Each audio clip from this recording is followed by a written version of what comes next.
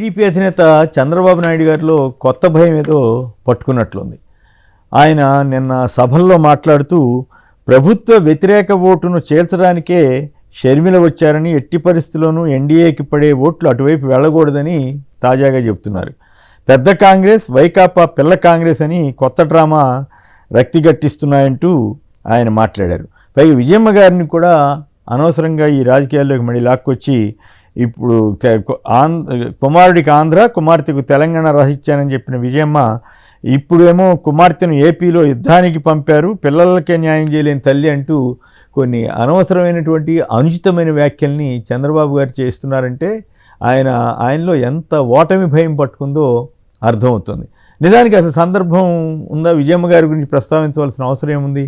ఆవిడేమన్నా రాజకీయాల్లో ప్రస్తుతం యాక్టివ్గా ఉండి సభల్లోనో వాటిలోనో తిరుగుతూ చంద్రబాబు గారి మీద ఏమన్నా విమర్శలు చేస్తుంటే మాట్లాడారంటే అర్థం ఉంది. అలా కాకుండా ఈయన ఎందుకు ఇప్పుడు వెళ్ళిన చోటల్లా ఆ లోకల్గా ఉండే ఎమ్మెల్యేలనో లేకపోతే వైసీపీ నాయకులను వ్యక్తిగతంగా దూషిస్తుంటారు. ఎక్కడైనా మీరు జగన్ గారి స్పీచ్లో ఎక్కడ తన ప్రత్యర్థి క్యాండిడేట్ల గురించి ఎక్కడైనా మాట్లాడుతున్నారండి? ఏ ప్రాంతంలోకి వెళ్ళినా అక్కడ వైసీపీ కాకుండా టీడీపీ క్యాండిడేట్ల గురించి ఎక్కడన్నా విమర్శలు చేయటం ఏమి చేయరు. వ్యక్తిగత దోషణలు ఇవేమి చేయకుండా తన విధానాలు, తన పద్ధతులు, తను చేసిన అభివృద్ధి, తను చేసిన సంక్షేమం చెప్పుకుంటూ వెళితే నీవు మేనిఫెస్టో చూపించు, నేను మేనిఫెస్టో చూపిస్తున్నానని జగన్ గారు సవాల్ చేస్తుంటే వాటికి సమాధానం చెప్పకుండా ఎంతసేపు పర్సనల్ టార్గెట్గా చేసుకుని మొదటి నుంచి అలవాటే. గతంలో రాజశేఖర రెడ్డి గారి మీద కూడా ఇట్లాగే పర్సనల్గా టార్గెట్ చేసి రకరకాల ఆరోపణలు, బురద వేయటం, ఇవన్నీ ఆయనకి చివరి ఎన్టీ రామారావు మీదే వేశాడు. ఆయనకేం పెద్ద విశేషమేం కాదు ఇటువంటి విషయాలు. ఎన్టీ రామారావునే ఆయనకి విలువలు లేవని, సినిమా వాడని, సినిమా రోజులు పోయినాయి, ఇట్లా ఆ రోజుల్లో మాట్లాడాడు. మళ్ళీ ఎన్టీఆర్ చనిపోగానే ఇంకేముంది, అసలు ఆయనకు చాలా గొప్పవాడు, ఆయన వారసులు మేమేం చెప్పుకున్నాడు. సో ఆ రకంగా సాగిస్తున్నటువంటి రాజకీయం అప్పుడంటే నడిచిపోయింది. కేవలం ఈనాడు, ఆంధ్రజ్యోతి ప్రచారంతో ఆయన సరిపెట్టుకుంటూ వచ్చాడు. ఇప్పుడు సోషల్ మీడియా వచ్చిన తర్వాత చాలా పరిణామాలు మారి షర్మిల గారిని ఎవరు రంగంలోకి తీసుకొచ్చారు అనేది అందరికీ తెలుసు. చంద్రబాబు గారికి రాజకీయంగా ఉపయోగపడటానికే రాధాకృష్ణ అనేటువంటి ఆంధ్రజ్యోతి మీడియా యజమానిని అడ్డం పెట్టుకుని ఆవిడ్ని మెల్లగా పొలిటికల్ ట్రాప్లోకి లాగి ఏమి మాయ చేశారో కానీ షర్మిల గారి భర్త అనిల్ కుమార్ గారిని వాళ్ళిద్దరిని తమ వైపు తిప్పుకుని కథ నడిపించి అప్పుడేమన్నారు, షర్మిల గారికి ఎంత అన్యాయం చేస్తాడా, ఆ చెల్లికే న్యాయం చేయలేని వాడు, ఇటు ఇష్టం వచ్చినట్టు తెలంగాణలో తిరుగుతున్నప్పుడు చాలా ఇదిగా మాట్లాడారు.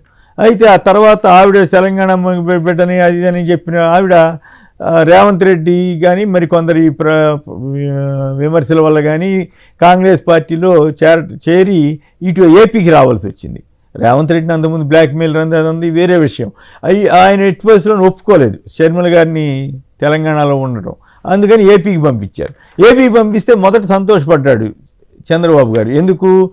జగన్ గారికి వచ్చే ఓట్లలో ప్రత్యేకించి కొన్ని వర్గాల ఓట్లని ఆవిడ చీల్చడం ద్వారా ప్రభుత్వ వ్యతిరేక ప్రభుత్వ ఓటే చీలుతుంది, అనుకూల ఓటే చీలుతుందని ఆయన అంచనా వేసుకున్నాడు.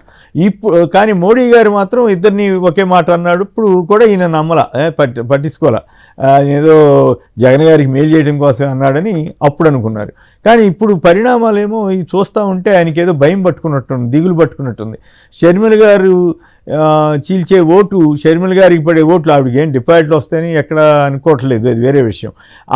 ఆ కాసిన 100 రాని, 1000 రాని, 10 రాని, 500 రాని ఎంతన్నా కానీ ఆ ఓట్లు తనకు తనకు పడాలని ఆయన ఆశిస్తున్నాడు. కానీ తనకు పడకుండా, అంటే ఇక్కడ పాయింట్ ఏంటంటే చంద్రబాబు అంటే జగన్ వ్యతిరేకించేవాళ్ళు కానీ చంద్రబాబుని వ్యతిరేకించేవాళ్ళు కానీ వీళ్ళిద్దరికీ ఆల్టర్నేటివ్ ఎవరు? ఆల్టర్నేటివ్ అంటే ఉన్నంతలో కాంగ్రెస్ లేకపోతే సిపిఐ, సిపిఎం వీటికి వాళ్ళకి ఎక్కడ వేస్తారో అనే భయం పట్టుకున్నట్టుంది చంద్రబాబు గారికి. సో తనకు రావాల్సిన ప్రభుత్వ వ్యతిరేక ఓటు కొంత అటు షర్మిల గారు చీలుస్తున్నారు అనే భయం పట్టుకుని ఇప్పుడు ఆవిడ్ని పెద్ద కాంగ్రెస్, వైకాపా పిల్ల కాంగ్రెస్ రెండు కలిసాయని ఇప్పుడు అంటున్నారు. కాంగ్రెస్తో 2018 తెలంగాణ ఎన్నికల్లో కలిసిందే చంద్రబాబు గారు. అసలు దేశం కోసం, దేశ ప్రయోజనాల కోసం, రాష్ట్రం కోసం కలిశానని చెప్పిందే చంద్రబాబు గారు. ఆ తర్వాత రాహుల్ గాంధీ గారు చేపట్టుకుని తిరిగి ఆ తర్వాత ఆయన్ని గాలికి వదిలేసి మళ్ళీ మోడీ గారు చేపట్టుకుని తిరుగుతుంది చంద్రబాబు గారు. మోడీ గారిని ఎన్ని తిట్టింది చూసాం. ఇప్పుడు ఎంత హిందీలో ఆయనకు అర్థం అవుతుందో లేదని హిందీలో కూడా పొగుడుతున్నది కూడా చూసాం. అట్లాగే షర్మిల గారిని, జగన్ గారిని ఇబ్బంది పెట్టడం కోసం షర్మిల గారిని తీసుకొచ్చింది చంద్రబాబే. ఇప్పుడు షర్మిల గారి వల్ల తనకు నష్టం జరుగుతుందని భయపడుతున్నట్లున్నాడు. ఎందుకంటే ఖచ్చితంగా జగన్ గారికి మద్దతు ఇచ్చే ఓటర్ ఎవరు కదలట్లేదు, ఎక్కడ బెసగట్టడం లేదు. దాంతో ఇప్పుడు ఈయనకి కంగారు పుట్టుకుంది. అరే షర్మిల వచ్చి ఇప్పుడు మన కొంప ముంచేటట్టుందని ఆయన ఈ రకమైనటువంటి విమర్శలు చేస్తున్నట్టుంది. నిజంగానే ఇప్పుడు షర్మిల గారిని ఎంకరేజ్ చేసి ఇప్పుడు దెబ్బతిన్నామని భయపడుతున్నాడేమో అని అనిపిస్తూ ఉంది. చంద్రబాబు గారికి లేదా ఇంకోటి కూడా కావచ్చు, డబుల్ గేమ్ ఆడటం ఆయనకు అలవాటే. కొత్త డ్రామా అని చెప్పి జనాన్ని మభ్యపెట్టి జనాన్ని మిస్లీడ్ చేయటం కూడా ఆయనకేం కొత్త విషయం కాదు. బహుశా ఒకటి షర్మిల గారి వల్ల తనకి నష్టం జరుగుతుందన్న అభిప్రాయం అని ఉండొచ్చు. రెండు, వీళ్ళిద్దరినీ కలిపితే అది వైసీపీ కాంగ్రెస్ రెండు ఒకటేనని చెప్పడం ద్వారా తనకు కాంగ్రెస్తో సంబంధం లేదని జనాన్ని మాయ చేయటం కోసం. అలాగే ఈ అంతకుముందు షర్మిల వల్ల అన్యాయం అన్నాడు, ఇప్పుడేమో షర్మిల జగన్ ఒకటే అంటున్నాడు. సో దీన్ని బట్టే చంద్రబాబు గారి యొక్క డబుల్ స్టాండర్డ్స్ ఒకటా రెండా, అసలు ప్రతిరోజు ఇలాంటి ఎన్నో మొత్తం ఆయన రాజకీయ చరిత్రలో కొన్ని వందలు ఈ రకంగా మాట మార్చిన సందర్భాలు ఘట్టాలు కనపడతాయి. ఇప్పుడు అందులో భాగంగానే ఈ వ్యాఖ్య కూడా. మొత్తం మీద చంద్రబాబు గారు అయితే షర్మిల గారిని చూసి కూడా చివరికి ఆవిడ డిపాజిట్ రాని కాంగ్రెస్ని చూసి కూడా భయపడుతున్నాడేమో అని అనిపిస్తుంది.